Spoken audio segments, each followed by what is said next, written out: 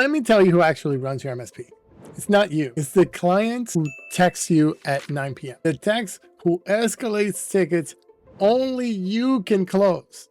Nobody else can do it. Only you can do it. The server that goes on a Saturday that you tried to take off. You don't own a business. You own a job that pays you to be on call for the rest of your life. I know, because I did that for years. And I think you'd be the first to say you weren't the real owner for a long stretch. You were the highest paid technician on your own payroll. That's basically all I did. I told myself I was the owner.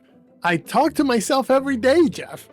So much. I had the title, I signed the checks, I had leadership meetings with myself, I talked to myself about it, I signed the checks. But if you watch how I actually spend my day, I was a guy who answered all the escalations. And the business didn't run, I ran. I ran after everything. I ran after every ticket, I ran after every technician, I ran after every install, I ran and I ran. Any day that I stopped showing up for any amount of time, everything stopped. Because everything stopped where I stopped.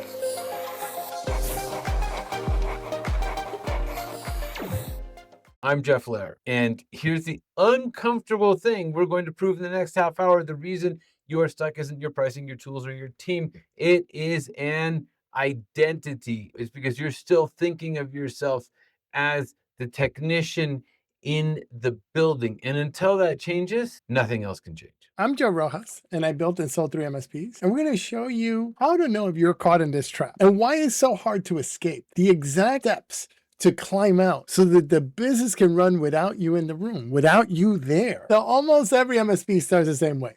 You're a great tech, you're better at it than the place that you work for. And so you finally get sick of making somebody else rich and you go out on your own and get that first client. You do everything, then the second client, you do everything, then the 10th client, and you're still doing everything. Except now there's more of it and you hired a couple of people and now you're doing their stuff too. Following up after them, and it's never ending.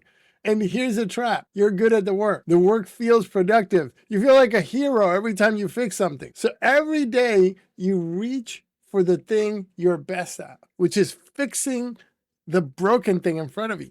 You tell yourself you're building a business, but you're not. You're doing a job. You just also happen to own the thing that you're building. That's all. But it's all you're doing. This is what the book calls the technician's trap. And this is actually what Michael Gerber talked about in the E-Myth. But it's like everybody who started a business because they're good at the thing that they're good at. You're good at being an MSP. You're good at baking pies. You're good at flying an airplane, whatever. They didn't do that because they're necessarily good at running a business or they want to run a business. They just go and start doing the work. And it's very easy for us to get caught in continuing to do the work. And it's very easy to retreat to that thing that we know, which is the thing that we're good at, the technical. You go fix this server, you solve the escalation, you take the extra hours call because you know it's going to be faster than calling somebody else to have them do it. It feels like leadership, but in reality, it's a lot more like hiding. I lived in the hiding place, Jeff. It was like my pillow fort. I lived in the pillow fort, my friend.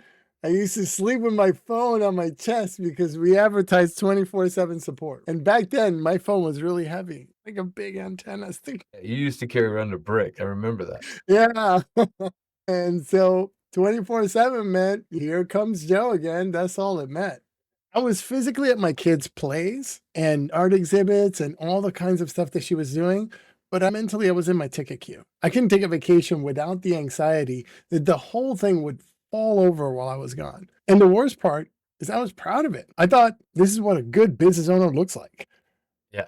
Busy all the time, running and now I'm making a business work, and that's what it takes, right? And I guess that's the part that really people don't talk about, right? Is that it actually feels good. You're the hero. It's good to be the hero. It's great to feel like you're the hero. You're the one who saves the day. The team needs you. The client asks for you by name. How cool is that? Yeah. But it's a cage because it's a business where you're the hero. And because you're the hero, it can't function while you are asleep or sick or finally at the beach or present at your kids' recitals. You have to be there. So let me give you a test so that you're thinking about it for yourself. See if you've got a job or see if you built a job or you built a business. And this is how you know you're still a technician. You're not the owner. And you have to answer this honestly, okay? If you disappear for 2 weeks, no phone, What breaks first and how fast? When a big problem hits, does the team solve it or does the team bring it for you to solve? Look at your last full day. How much of it was you doing all the technical work that level 2 could have done? When was the last time you spent a full day working on the business, not in it, not answering email about the business, but working on it? On the business strategy, pricing, what the next 12 months look like, what your go-to-market strategy is going to be. If a buyer is looking at buying your MSP, are they buying a business or are they buying you? Are they buying the contracts that you have today? You're just the revenue stream. Because if it's just you, there's no asset. You have a job that you can't quit and you can't sell. I get that because I failed every one of those tests for years. By the time we hit $1 million in ARR, I built the most expensive trap that you can build. A company that looks successful from the outside, but it owned me completely. I couldn't do anything. I couldn't go anywhere. I couldn't take vacations. I couldn't go anywhere without a laptop, without a phone, without being connected. I couldn't disconnect.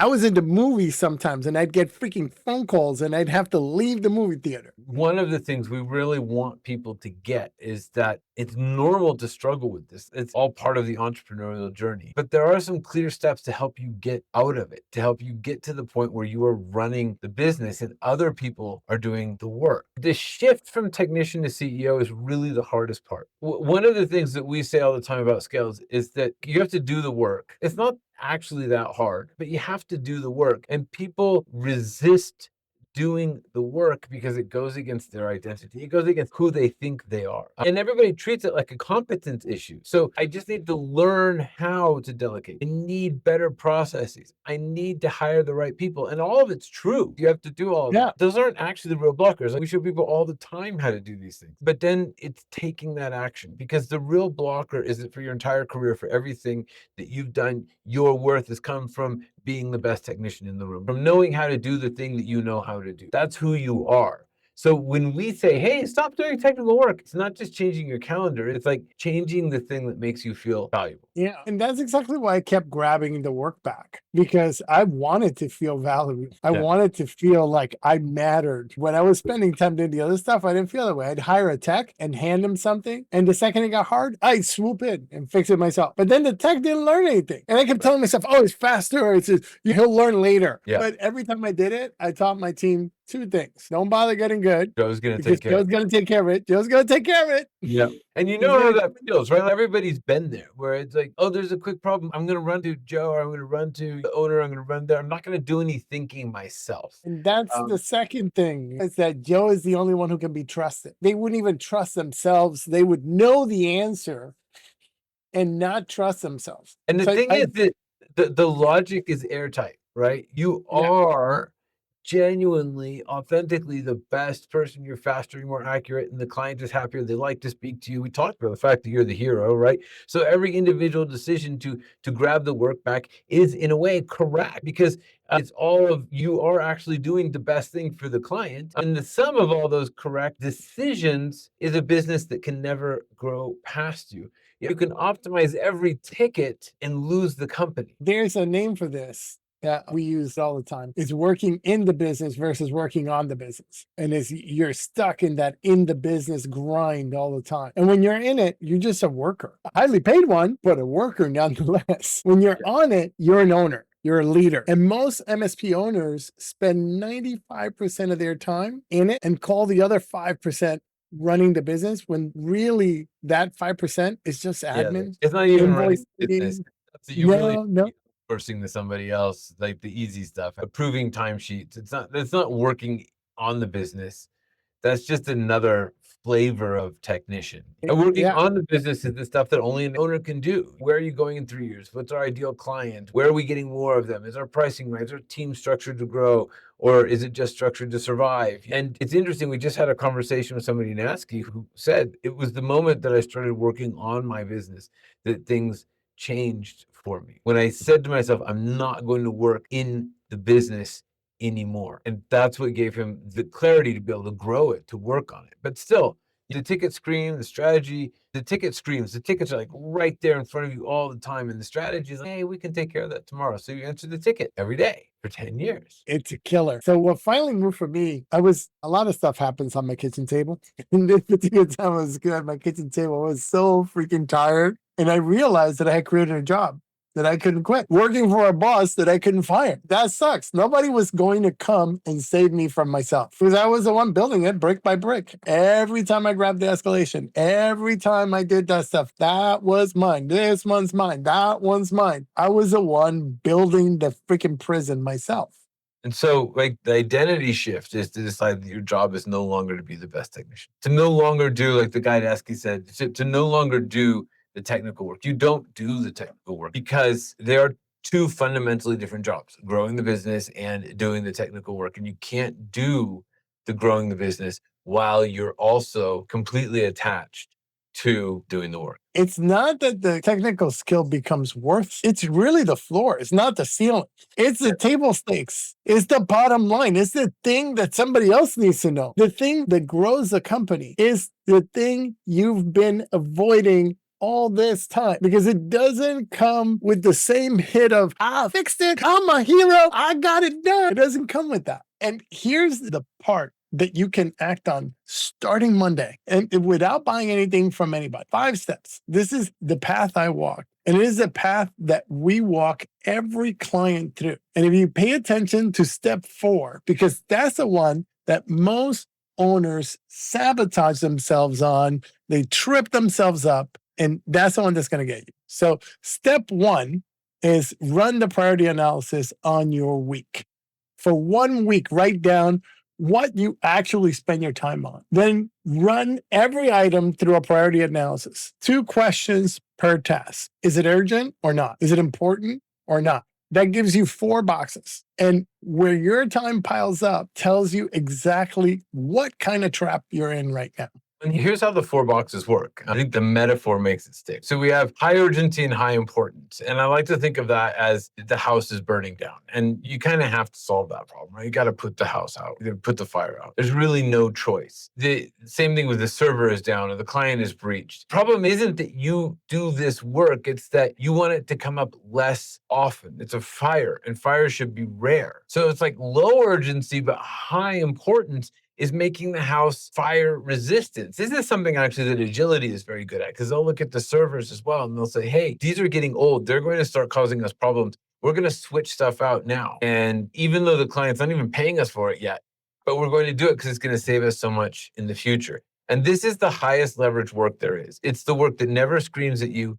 Building the systems, fixing the pricing, setting the strategy, training the team, getting ahead of the technical, all of this stuff. And this is where you want to live. This is the owner's quadrant, really, if you think about it. Now you have low urgency, low importance. That's things like painting the walls, which is fine. Do it, enjoy it, whatever. It's not leverage. Painting the walls is fine, but it's not harmful. And then there's high urgency, low importance, something like pruning the fruit trees. It's got to be done at a certain time of year. And it feels super productive and you're getting it done, but it's really not important. And it takes a lot of time. So again, you can outsource this or you can work on just not doing it. But it's important to know where you're spending your time. The thing that gets you, that's like really sucks the wind out of you, is when I first did this, almost my entire week was in the 2 urgent boxes. And so burning down and I was pruning trees. It feels productive. It feels like you're taking care of stuff. But you're busy every single second. And almost none of it was making the house fire resistant. That's the technician's work. All urgency, no leverage. The owner's job is to move their time out of the urgent boxes and into the low urgency, high importance, where you can actually build something that lasts. And I think that we're trained in like corporate environments and job environments to focus on urgent stuff. Like that's the thing that makes our bosses happy. Those are the things that come through. We have to take care of all of this urgent work. And so it's a complete shift to now focus on work that's not urgent, but that does matter. But the thing is, you just can't move what you can't see. So that's why the priority analysis is so powerful. When you're talking about being the highest paid technician, it's no longer a feeling when you do the analysis. It's right there. It's on the piece of paper. If your week is stacked in the 2 right-hand boxes, you're a technician with an owner's title. And that's that. denial. Yeah, the rest is denial. So that brings us to step 2, which is you have to build your hats chart. This is not an org chart. An org chart is a boxes with names. A hats chart is all the functions that need to happen inside the business for the business to run. And every hat has to be worn regardless of who's wearing it. You might be wearing all the 7 core function hats yourself. And those 7 core function hats are the visionary and strategy and sales and client success and service delivery and operations and finance and marketing.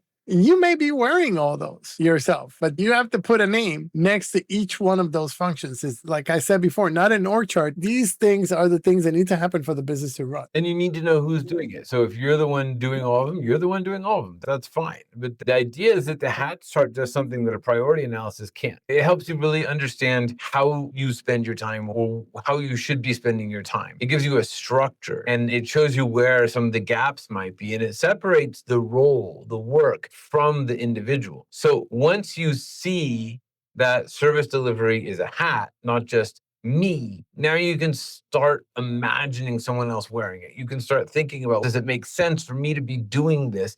And when you bring somebody in, you know what it is they're going to be doing. And it sounds small, but this really unlocks the opportunity. Which brings me to step 3, which is you run each hat through what we call CAD. And for every hat that you're wearing, ask 3 questions. Capacity. Do you actually have the time to do this well? Ability. Are you even the best person to be doing this at all? Should you even be touching this stuff? Or is it just default? And desire. Do you want to do it? And what I found, Jeff, is that mostly I did not desire any of this stuff. Yeah. There are hats that you're wearing that you have no business wearing. Even early You know, on, even Yeah. at the beginning, it's like the bookkeeping hat or some of the administrative stuff. You just gotta get out of it. Yeah, I see it all the time. I see MSPs that they don't invoice because they hate it. And then they end up invoicing late and not getting paid. And it creates all kinds of stuff. And they're working until 11 o'clock at night. Why are you wearing that hat? You have to take it off. And so the point of this idea of knowing whether you have the capacity, whether you have the ability, whether you have the desire to do it, is that's how you can start sequencing the exit. You don't delegate everything at once. That's just kind of chaos. You delegate in order of where the gap between you and the right person is the largest. So low desire, low ability, that stuff goes first. The stuff you're generally best at and that genuinely needs the owner, like vision, high-level client relationships, that stuff comes off last, if ever, really. Which then brings us to step 4, which is document the thing only you know, and then let go of it. And here's where owners sabotage themselves. Remember, I told you how to pay special attention to this step, okay? You'll delegate the easy stuff and keep the one thing that makes you the hero. That gnarly escalation that only you know how to handle. But see, that's a chain that keeps you locked to the business. You know how they do to elephants when they're babies and they tie them to a big chain? That's a chain that keeps you tied like that. Like you do the hard thing all the time, but you need to write it down. You need to create the SOP for the thing that's in your head. And then this is the part that hurts. You ready for it? You let someone else do it badly the first few times. Everybody wants it to be perfect. Oh, can they just make it perfect? No, you let them do it badly the first few times.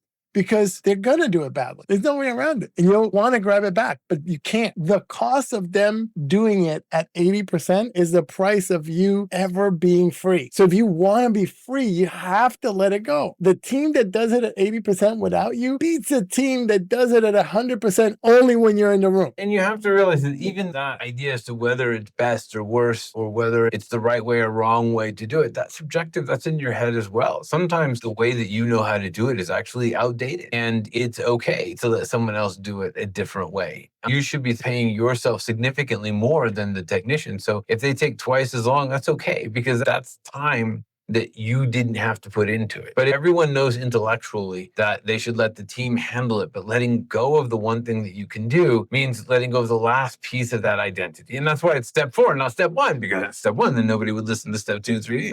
We're not stupid here. You know what I mean? Like, we're going to ease you into this and then trick you into doing step 4 so that then you can be so happy that you can't actually help but go on to step 5. Which is you have to schedule the ownership work and defend it like a client meeting. You have to defend that work. You have to defend that time. You have to put it on the calendar. You have to create a recurring block.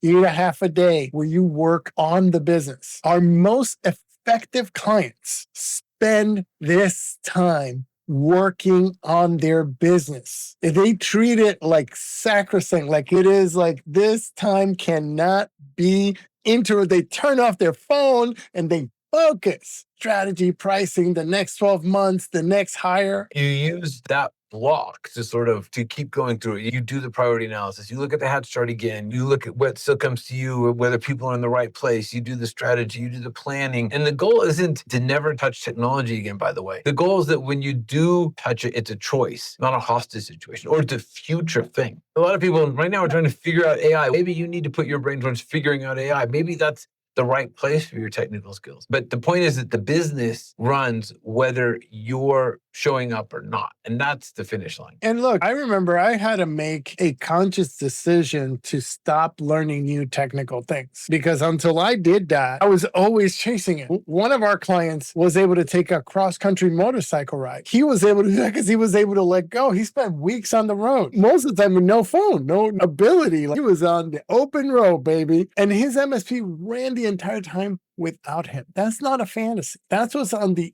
other side of these 5 steps. He didn't get there by being a better technician. He got there by deciding to stop being one. Everything we talked about through is really that shift from operating as a technical MSP to operating as a business solution partner, thinking about your business as a business. So the MSP is built around a great technician. The BSP is built around business that produces great technical outcomes. And it does that with or without the owner. And one is a job, the other is creating that asset, the sellable, manageable asset. And the reason that this matters, beyond your own sanity and self-worth, is that the whole market is moving in this direction. And there's going to be less opportunity for technicians to really make money. Clients are taking technical competence for granted. They assume that things work, that servers stay up, that the cloud works, that the computers work, right? What they'll pay a premium for is a partner who moves the business forward. So you can't be that partner if you're buried in the ticket queue. The technician identity